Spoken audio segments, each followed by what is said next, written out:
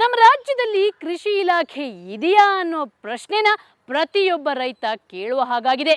ಯಾಕಂದ್ರೆ ನಮ್ಮ ಕೃಷಿ ಇಲಾಖೆ ಬರೀ ರಸಗೊಬ್ಬರ ಬಿತ್ತನೆ ಬೀಜ ವಿತರಿಸೋದೇ ತಮ್ಮ ಪರಮ ಗುರಿ ಅಂತ ತಿಳ್ಕೊಂಡಿದೆ. ಅಂತರ್ಜಲದ ಬಗ್ಗೆ ಮಾಹಿತಿ, ನೀರಿನ ನಿರ್ವಹಣೆ, ರಸಗೊಬ್ಬರ, ಕೀಟನಾಶಕಗಳ ಅಪಾಯದ ಬಗ್ಗೆ ರೈತರಿಗೆ ಯಾವ ಮಾಹಿತಿಯನ್ನು ಕೊಡ್ತಿಲ್ಲ. ಇದರಿಂದಾಗಿ ನಮ್ಮ ನಾಡಿನ ರೈತರು ಭಾರಿ ಅಪಾಯಕ್ಕೆ ಆಹ್ವಾನ ನೀಡ್ತಿದ್ದಾರೆ. ಅದೇನು ಅನ್ನೋದನ್ನ ತಿಳಿಸ್ತೀನಿ ಬನ್ನಿ. ನಮ್ಮ ರಾಜಕಾರಣಿಗಳು ಅನ್ನದಾತನ ಓಟು ಪಡೆದು ಗದ್ದುಗೆಗೇರ್ತಾರೆ. ಆದ್ರೆ ಆ ಬಳಿಕ ರೈತರತ್ತ ತಲೆಯೂ ಹಾಕಲ್ಲ. ರೈತರಿಗೆ ಅನುಕೂಲ ಆಗೋ ಕೃಷಿ ಮಾಹಿತಿಯನ್ನು ನೀಡಲ್ಲ. ರಸಗೊಬ್ಬರ ಬಳಕೆ, ನೀರಿನ ಬಗ್ಗೆ ಜಾಗೃತಿ ಮೂಡಿಸಲ್ಲ. ಯಾರು ಹೇಳಲ್ಲ ಮೇಡಮ್, ಅವ್ರು ಬೆಳೀಲಿ ಅಂತ ಹೇಳ್ತಾರೆ ಅಷ್ಟೇ. ಈಗ ಅವ್ರ ಕಂಪ್ನಿಯಿಂದ ಏನಾರು ಪ್ರಾಡಕ್ಟ್ಸ್ ಬಂದರೆ ನಮಗೆ ಕೊಡ್ತಾರೆ ಬೆಳೀರಿ ಅಂತ. ಅದು ಏನಾರು ಹೋಗ್ಬಿಡಲಿ, ಅವ್ರದ್ದು ಚೆನ್ನಾಗಿ ನಡಿಬೇಕು. ಮಾರ್ಕೆಟ್ ಅವ್ರದ್ದು ಕಮಿಷನ್ ಮಾರ್ಕೆಟ್ ನಡಿಬೇಕು. ಈಗ ನಮ್ದಿರೋ ದನಿ ಗೊಬ್ಬರನೇ ಬಳಸ್ತಿಲ್ಲ ಜನ. ಹೊರಗಡೆಯಿಂದ ಏನೋ ಅವ್ರು ಏನು ಮಾಡಿದಾರೋ ಗೊತ್ತಿಲ್ಲ, ಆ ಗೊಬ್ಬರ ತಂದು ದಾಳಿಂಬರಿಗೆ ಹಾಕ್ತಾರೆ. ಅದ್ರಾಗ ಬೆಳೆಯುತ್ತೋ ಬಿಡುತ್ತೋ ಅವ್ರಿಗೆ ಗೊತ್ತು. ಅಮಾಯಕರು ನಾವು ಅವ್ರು ತಂದ್ರೆ ಫುಡ್ ಹಾಕ್ಲೇಬೇಕು. ಯಾರೋ ಒಬ್ರು ಇವ್ರು ಹಾಕಿರ್ತಾರೆ, ನಾವು ಹಾಕ್ಬೇಕು, ಇನ್ನೊಬ್ರು ಹಾಕಿದ್ರೆ ಹಾಕ್ತೀವಿ.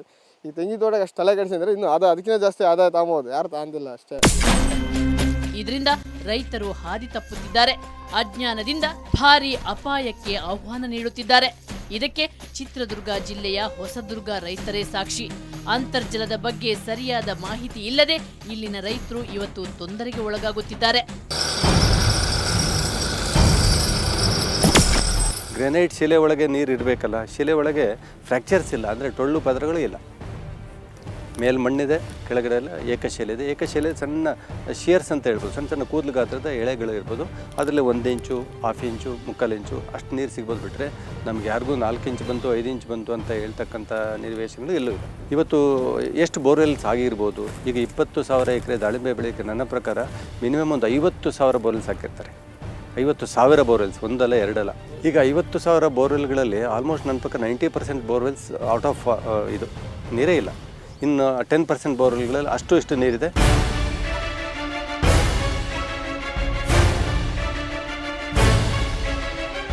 ಅಬ್ಬಬ್ಬಾ, ಒಂದು ತಾಲೂಕಲ್ಲಿ 50,000 ಬೋರ್ವೆಲ್, ಅದರಲ್ಲಿ 40,000 ಬೋರಲ್ಲಿ ನೀರಿಲ್ಲ.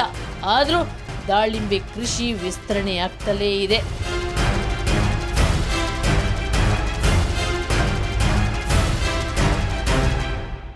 ದಾಳಿಂಬರಿಗೆ ಹಾಕೋ ಶ್ರಮನ ತೆಂಗಿಗೆ ಹಾಕಿದ್ರೆ ನಿಜವಾಗ್ಲೂ ಎಷ್ಟೋ ತೆಂಗು ಅಷ್ಟು ನೀರು ಕೇಳಲ್ಲ. ಅದೇನು ಮಳೆ ಇಲ್ದ್ರೂ ಸ್ವಲ್ಪ ತಡ್ಕೊಂಡಿರುತ್ತೆ. ಈ ದಾಳಿಂಬ್ರೆ ಹಂಗಲ್ಲ, ನೀರು ಬೇಕೇ ಬೇಕು. ನೀರು ಕೊಡಲಿಲ್ಲ ಅಂದರೆ ಡ್ರೈ ಆಗಿ ಹಂಗೆ ಒಣಗೋಗ್ಬಿಡ್ತವೆ. ತೆಂಗಿಗೆ ನಾವು ದಾಳಿಂಬ್ರಿಗೆ ಹಾಕೋ ಶ್ರಮ ತೆಂಗಿಗೆ ಹಾಕಿದ್ರೆ ಇವತ್ತು ಜನ ನೆಮ್ಮದಿ ಆಗಿರೋರು. ದಾಳಿಂಬೆ ಕೃಷಿಯಿಂದ ಹೊಸದುರ್ಗದಲ್ಲಿ ಅಂತರ್ಜಲ ಅಪಾಯಕಾರಿ ಮಟ್ಟಕ್ಕೆ ಕುಸಿದಿದೆ. ಅಂತರ್ಜಲ ಆ್ಯಕ್ಚುಲಿ ಆಪತ್ಕಾಲಕ್ಕೆ ಬಳಸ್ಬೇಕು ನಾವು, ಅಂದರೆ ಎಮರ್ಜೆನ್ಸಿಗೆ. ಏನು ಮಾರ್ಚ್, ಏಪ್ರಿಲ್, ಮೇ ಆ 3 ಮಂತ್ಸ್ ಅದು ನಾವೇನು ಮಾಡ್ತೀವಿ, ಮಳೆಗಾಲದಲ್ಲೂ ನೀರಿಲ್ಲ, ಬೇಸಿಗೆಯಲ್ಲೂ ನೀರಿಲ್ಲ ಅಂಥ ಸಂಕಷ್ಟದಲ್ಲಿ ಸಿಲುಕಿ ಇವತ್ತು ರೈತ ಯಾರಿಗೂ ಹೇಳಿಕ್ಕಾಗ್ತಾಯಿಲ್ಲ. ದಾಳಿಂಬೆ ಬೆಳೆದಂಥ ರೈತರು ನನ್ನ ಪ್ರಕಾರ ಯಾರೂ ಸರಿಯಾಗಿ ನಿದ್ದೆನೂ ಮಾಡ್ತಿಲ್ಲ ಅಂತ ಹೇಳ್ಬೋದು. ಈಗಾಗಲೇ ಅನೇಕ ರೈತರು ದಾಳಿಂಬೆ ಬೆಳೆದು ನೀರಿಲ್ಲದೆ ಭಾರಿ ನಷ್ಟ ಅನುಭವಿಸಿ ಸಾಲಗಾರರಾಗಿದ್ದಾರೆ. ಅಂಥವರಲ್ಲಿ ಈ ಮಂಜುನಾಥ್ ಕೂಡ ಒಬ್ರು.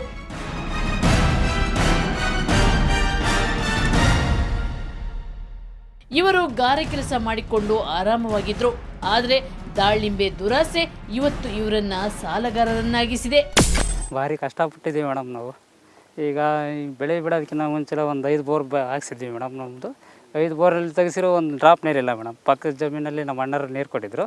ಹಾಗಾಗಿ ಒಂದು 300 ಗಿಡಕ್ಕೆ ನೀರು ಬಿಡ್ಕೊಂಡು ಇನ್ನೂರು ಗಿಡ ನ್ಯಾಚುರಲಾಗಿ ಬಿಡ್ಕೊಂಡಿದ್ದೀವಿ ಮೇಡಮ್. ಪಕ್ಕದರೆಲ್ಲ ಮಾಡ್ತಾರೆ ಅಂತ ಹೇಳ್ಬಿಟ್ಟು ನಾವು ಮಾಡಿದ್ದೀವಿ. ನೋಡ್ಬೇಕು, ಇದೇನಾದ್ರು ಬೆಳೆ ಬಂದು ಕೈ ಸಿಕ್ಕಿದ್ರೆ ಸಾಲ ತೀರಿಸ್ಕೊಂಡು ಏನೋ ಮುಂದೇನೋ ಮಾಡ್ಕೊಬೇಕು ಅಂತ ಇದೀವಿ. ಈಗ ಕೂಲಿ ಮಾಡೋದಲ್ಲೇ ಸರ್? ಕೂಲಿ ಮಾಡೋದೇ ಬೆಟರ್ ಅನಿಸ್ಬಿಟ್ಟೈತಿ. ಇದು ನೋಡಿದರೆ ಅದಕ್ಕೆ ಹೋಲಿಸ್ಕೊಂಡ್ರೆ ಕೂಲಿನೇ ಬೆಟರ್. ದಾರಿ ತಪ್ಪಿಸುತ್ತಿದ್ದಾರ ದಲ್ಲಾಳಿಗಳು. ಬೆಳೆಯ ಬಗ್ಗೆ ಸಲಹೆ ಕೊಡೋ ಸಲಹೆಗಾರರಿಗೆ ಇಲ್ಲಿನ ಮಂದಿ ದೇವರ ಸ್ಥಾನ ನೀಡಿದ್ದಾರೆ. ಆದರೆ ಕೆಲ ಸ್ವಾರ್ಥ ಸಲಹೆಗಾರರು ರೈತರ ದಾರಿ ತಪ್ಪಿಸುತ್ತಿದ್ದಾರಂತೆ. ಜನ ಈಗ ದೇವರಿಂದ ಹೆಂಗಿರ್ತಾರೋ ಜನ 200-300 ಜನ ಹಂಗೆ ಡಾಕ್ಟ್ರಿಂದ ಅವ್ರು ಬಂದಾಗಲಿಂದ ಹೋಗೋ ತನಕ ಜನ ಬೈಕ್ಗಳು ನೋಡಬೇಕು. ಹಿಂದೆ ಮುಂದೆ ಏನೋ ಆಗೈತೆ ನನಗೆ ಹೋಗ್ತಲೇ ಇರ್ತಾರೆ ಅವರು. MLA ಬಂದಾಗ ಜನ ಇರ್ತೋ ಬಿಡ್ತೋ ಗೊತ್ತಿಲ್ಲ. ಡಾಕ್ಟ್ರು ಬಂದಾಗ MLA ಹೋಗ್ತೇನೆ ತಡಿ ಅವ್ನು ಆಮೇಲೆ ನೋಡ್ಕೊಂಡ್ರೆ ಆತ, ನಾವೇ ಅವ್ನು ಎಲೆಕ್ಟ್ ಮಾಡಿರೋದು. ಡಾಕ್ಟ್ರ್ ಆಮೇಲೆ ಇನ್ನೊಂದು ತಿಂಗಳು ಬರೋದಾಗುತ್ತೆ, ಗಿಡ ಹಾಳಾಗೋಗ್ಬಿಡ್ತೇವೆ. ಮೊದಲು ಡಾಕ್ಟ್ರನ್ನ ನೋಡ್ತಾರೆ, MLA ಸೆಕೆಂಡ್ರಿ, ಮೊದಲು ಡಾಕ್ಟ್ರ್ ಪ್ರಿಫರೆನ್ಸ್. ಡಾಕ್ಟ್ರಿಗೆ ಭಾರಿ ಕಮಿಷನ್, ಔಷಧಿಯಿಂದಲೂ ಹೋಗ್ತಿರುತ್ತೆ. ಒಂದು ಲೋಡ್ ಮಾರ್ಕೆಟಿಗೆ ಹಾಕ್ದಾಗ ಮಾರ್ಕೆಟ್ ಇಂಥ ಮಾರ್ಕೆಟ್ಗೆ ಬಿಡಪ್ಪ ಅಂತ ಹೇಳ್ತಾರೆ, ನಮ್ಮ ಓನಾಗೋಲ್ಲ. ಪ್ರತಿಯೊಬ್ಬರೂ ಡಾಕ್ಟ್ರುಗಳು ಮಿಂಗಲ್ ಆಗಿರ್ತಾರೆ. ಈಗ ನಮ್ಮ ಔಷಧಿಯ ನೀನು ಮಾರಾಟ ಮಾಡಿಸಿದ್ರೆ ನಿನಗೆ ಇಷ್ಟು ಕಮಿಷನ್ ಕೊಡ್ತೀವಪ್ಪ, ನಮ್ಮ ಗೊಬ್ಬರ ನೀನು ಮಾರಾಟ ಮಾಡಿಸಿದ್ರೆ ನಾವಿಷ್ಟು ನಿನಗೆ ಕಮಿಷನ್ ಕೊಡ್ತೀವಿ ಅಂತೇಳಿ ಡಾಕ್ಟ್ರಿಗೆಲ್ಲ ಮಿಂಗಲ್ ಆಗಿರ್ತಾರಲ್ಲ, ಹಂಗಾಗಿ ಡಾಕ್ಟ್ರುಗಳು ಆ ಕಡೆಗೆ. ಯಾವ ಡಾಕ್ಟ್ರು ನೀರಿನ ಬಗ್ಗೆ ರೈತರಿಗೆ ಸರಿಯಾದ ಮಾಹಿತಿಯೇ ನೀಡುತ್ತಿಲ್ಲವಂತೆ. ಅಂದರೆ ಯಾರು ಬಂದು ಹೇಳ್ದ ಮೇಡಮ್, ಏನು ದಾಳಿಂಬೆ ಬೆಳೆರಿ ಅಂತ ಹೇಳ್ತಾರೆ ಬಿಟ್ಟರೆ ಅದು ನೀರಂತ ಯಾರು ಹೇಳ್ತಾ ಇಲ್ಲ. ನೀರು ಮಾತಾಡ್ತಲ್ಲ, ಒಟ್ಟು ದಾಳಿಂಬೆ ಡಾಕ್ಟ್ರುಗಳೇ ಬರ್ತಾರೆ, ದಾಳಿಂಬೆ ಡಾಕ್ಟ್ರು ಬರೀ ಗಿಡಕ್ಕೆ ಔಷಧಿ ಹೇಳ್ತಾರೆ ಬಿಟ್ಟರೆ ಅವ್ರು ನೀರು ಎಲ್ದತ್ತೀರ ನೀರು ಬಿಡ್ತಾರೆ ಅಂತ ಕೇಳಿದವರು.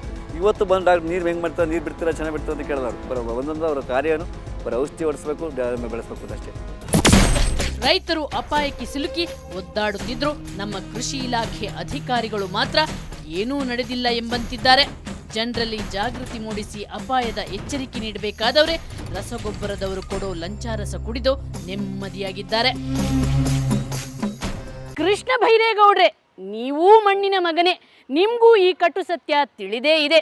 ಹಾಗಾಗಿ ನಮ್ಮ ನಾಡಿನ ಮಣ್ಣಿನ ಮಕ್ಕಳನ್ನು ಈ ಕೀಟನಾಶಕ ರಸಗೊಬ್ಬರ ಕಂಪನಿಗಳು ನಿರ್ಮಿಸಿರುವಂಥ ವಿಷವರ್ತುಲದಿಂದ ರಕ್ಷಿಸಿ. ಇಲ್ಲದಿದ್ದರೆ ನಮ್ಮ ಮನುಕುಲ ಮುಂದೊಂದು ದಿನ ಅನ್ನದ ತಟ್ಟೆಯಲ್ಲಿ ಬರೀ ವಿಷ ತಿನ್ನುವಂಥ ದಿನ ಬರಬಹುದು. ಎಚ್ಚರ. ಇದು ಇವತ್ತಿನ ಕವರ್ ಸ್ಟೋರಿ. ಮುಂದೊಂದು ಸ್ಫೋಟಕ ಸುದ್ದಿಯೊಂದಿಗೆ ಮತ್ತೆ ಶುಕ್ರವಾರ ಬರ್ತೀನಿ. ಅಲ್ಲಿವರೆಗೆ ನಿಮ್ಗೇನಾದರೂ ಸಮಸ್ಯೆ ಸಂಕಷ್ಟ ಇದ್ರೆ ನಮ್ಮ ಈ ವಿಳಾಸಕ್ಕೆ ಬರೀರಿ. ಕವರ್ ಸ್ಟೋರಿ ವಿಭಾಗ ಸುವರ್ಣ ನ್ಯೂಸ್ 24/7, ನಂಬರ್ 36, ಕ್ರೆಸೆಂಟ್ ರಸ್ತೆ, ಶಿವಾನಂದ ಸರ್ಕಲ್, ಬೆಂಗಳೂರು 1. ನಮ್ಮ ಇಮೇಲ್ ವಿಳಾಸ coverstory@suvarnanews.in. ನೇರ, ದಿಟ್ಟ, ನಿರಂತರ ಸುದ್ದಿಗಾಗಿ ನೋಡ್ತಾ ಇರಿ ಸುವರ್ಣ ನ್ಯೂಸ್ 24/7.